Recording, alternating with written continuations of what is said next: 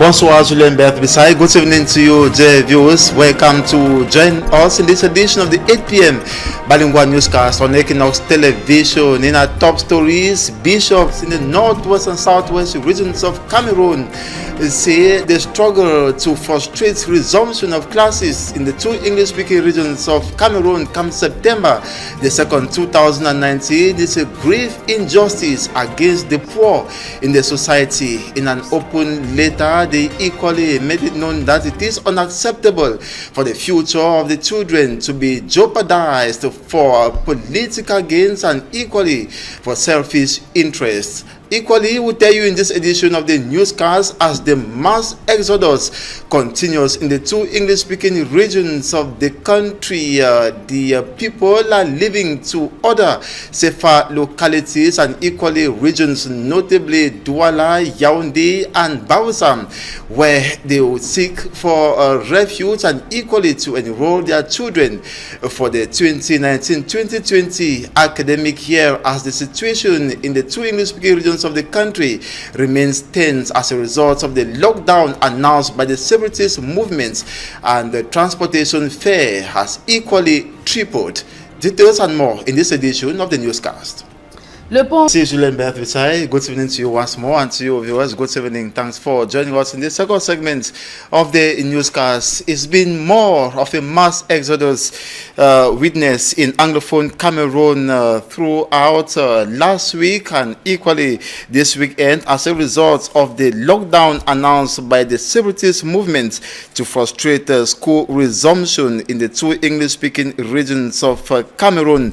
The populations of both northwest and southwest regions have massively left with their children and properties to French-speaking regions like Douala, Yaoundé, and Bafoussam. A good number of persons in Bamenda who scrambled to obtain a travel ticket from agencies said they leave as a result of the 3 weeks lockdown that was instituted by the separatist movement. Reports say the situation at the Finance Junction Bamenda Northwest region has been horrible as thousands gather at the motor park to move out of the region. Sources hinted Equinox Television that transport fare to Bafoussam from Bamenda was 5,000 francs CFA, while from Bui Division to Bamenda cost 10,000 francs. Also, that from Bamenda to Wom on a motorbike, you are compelled to pay 20,000 francs CFA. Drivers and motorbike owners have maximized use profit this period, according to sources, an indication that many are actually benefiting from the horrible situation in northwest and southwest regions.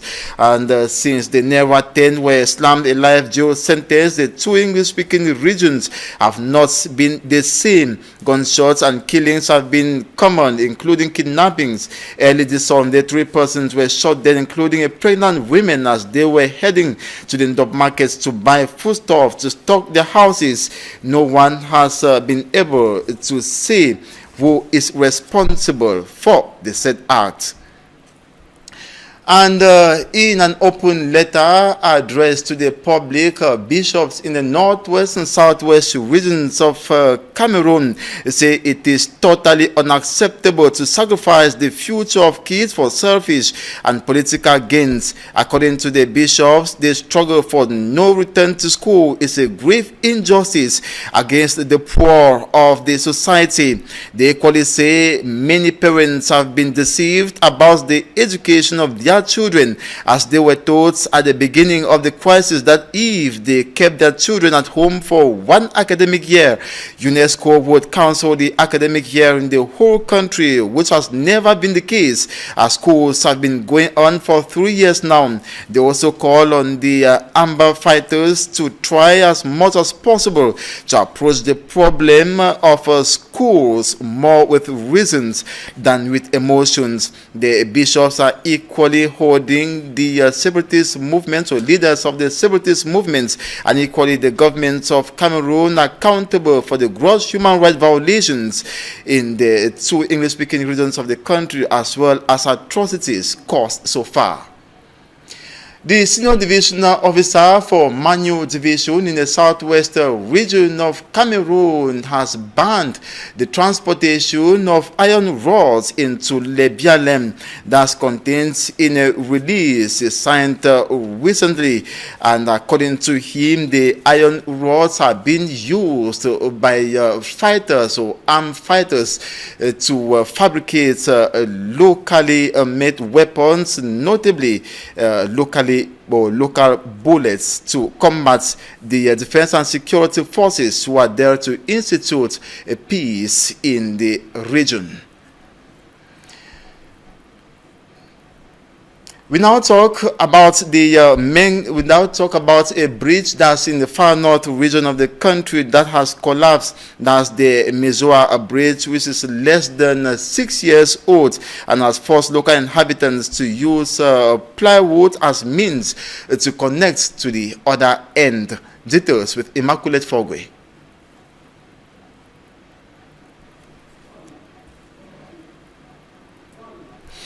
We'll be reporting about the Mizoa Bridge, which has collapsed. That's in the far north region of the country, hindering circulation as well as making it difficult for the population to cross to the other end. More in her report.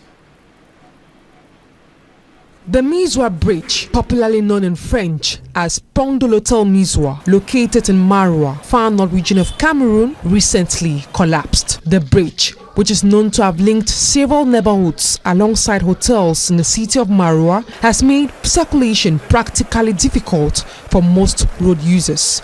Circulating on the bridge is indeed difficult for locals, but not impossible.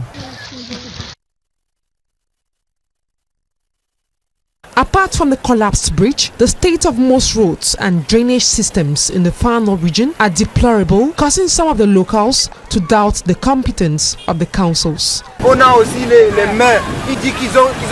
And people will boldly say we have mayors. What are they doing? There's no need for councils.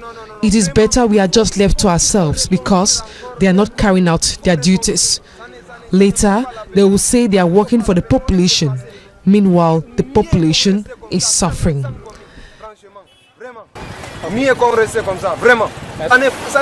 This other inhabitant doubts the materials used for the construction of the Mizoa Bridge. The materials used for the construction of this bridge was of low quality, reason why it could not last. Maroua has 4 councils and responsibilities have been shared. The principal problems faced by the population of Maroua are poor drainage systems and the bad state of roads. About 80% of the population voted for President Paul Biya, but yet what we have as thank you is being abandoned by the government.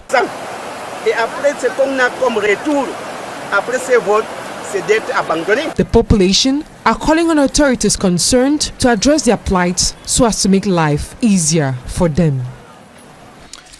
We stay in northern Cameroon, this time around in the Adamawa region, notably to talk about the Menganga District Hospital in the Ndewere Division that opens its doors on a daily basis but suffers from patient deficiency. Though many are sick, they prefer treating themselves in their homes in whatever way. This is so because they do not only lack the financial means, but that insecurity is alarming in the health institution. The hospital personnel recounts how criminals burst into the hospital even in broad daylight and harass patients, and all around that they enter from all angles as the hospital is not fenced. Also, the manner in which patients are received is very poor, and equally that working at night is difficult as a result of constant power outage. Few patients who visit the hospital,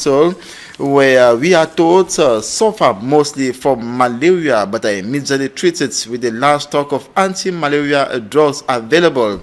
And this recent turnout is due to a free health screening campaign organized by a group of health experts to help the population from diverse illnesses they have been suffering from.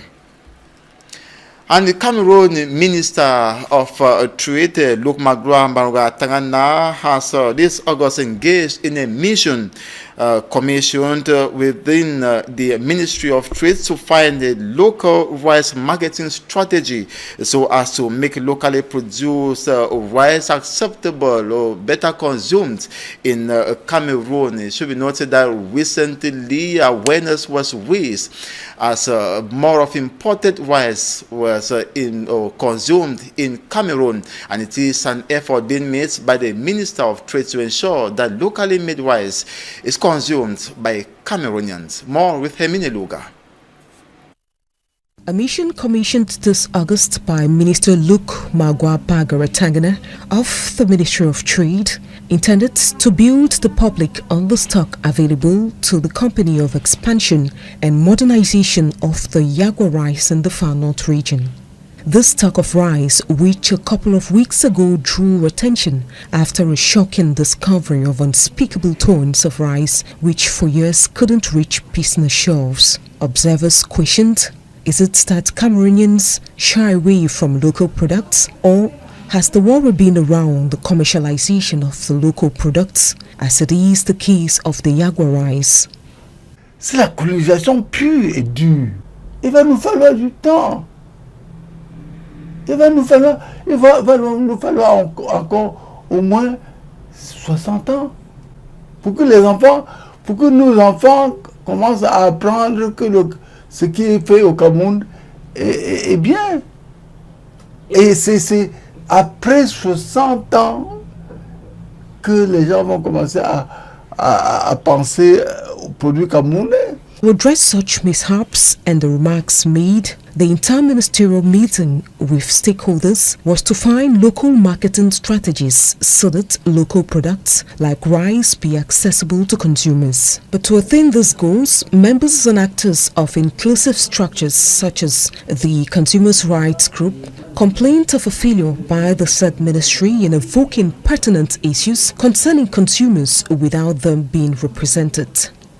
Puisque le débat de fond autour de cette table, il fallait que j'ai un producteur, que j'ai le ministère du Commerce, que j'ai un importateur, que j'ai un consommateur, que j'ai un acteur de la société civile. Ils ont fait leur communiqué, ils ont envoyé poster ça à 5 h le matin, que nous autres, on a vu ça sur Facebook. Meantime, stakeholders in the sector stressed on the need to increase the production of local products such as rice. On the part of the ministry, strategies are said to have been adopted, including the gradual marketing of local products throughout the country.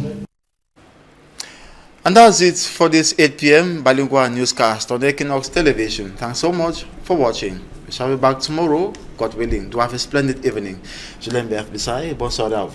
Je vous souhaite également une agréable soirée. Innocent Azé, mesdames et messieurs, c'est la fin de cette édition bilingue du journal. Merci de votre fidélité.